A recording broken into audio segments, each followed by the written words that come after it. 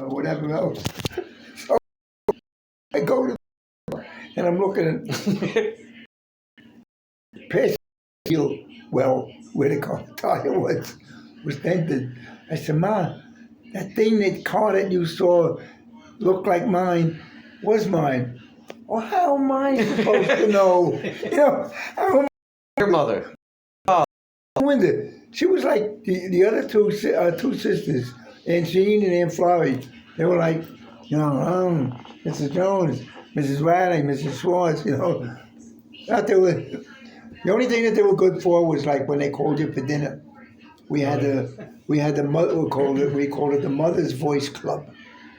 We'd be playing on 6th Street. We live on 7th. We're playing on 8th. Oh, really? They'd roll down the windows and they'd say, Jimmy! seven houses down. Another woman would say, Jimmy, your mother's wants you up for dinner. Then 4 houses over to the left was where we were playing, and you'd hear a mother there say, Jimmy, you better get home. Your mother's looking for you. Time for dinner. Blah, blah, blah, blah, blah. Oh, look. I mean, it was like, you didn't need a phone. All you needed was the mothers at the window. They would just shout from window to window, and another mother picked it up.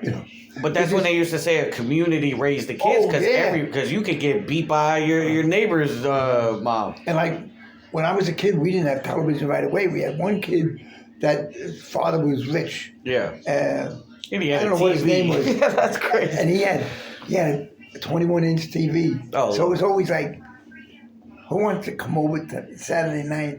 My mother and father were going out.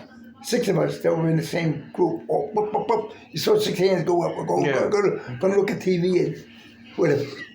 I think his name was Andrew. We're going to Andrew's house to look at TV. Oh, wow. But I mean, because we didn't have anything more. They said, we're going to Andrew's house. Oh, trust me. I mean, I'm sure you dealt with it, but like out here, we live comfortably. But I've been to houses out here when I was a kid. Like, wow, like they had pools and all this extra stuff. Yeah. Like, so, I mean, yeah.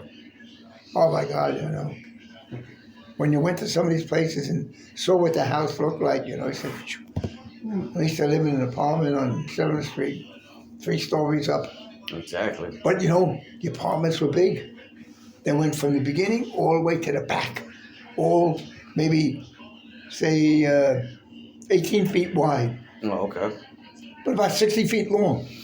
Yeah. And a small narrow hallway to go through. But then they figured out a way to chop those up and make one apartment 3 and charge you $1,900 for each room. Since then. Yeah. But prior to that, there was a living room and then 2 giant bedrooms, a small bedroom, then the dining room and a kitchen off the dining room, and off the kitchen was the one and only bathroom.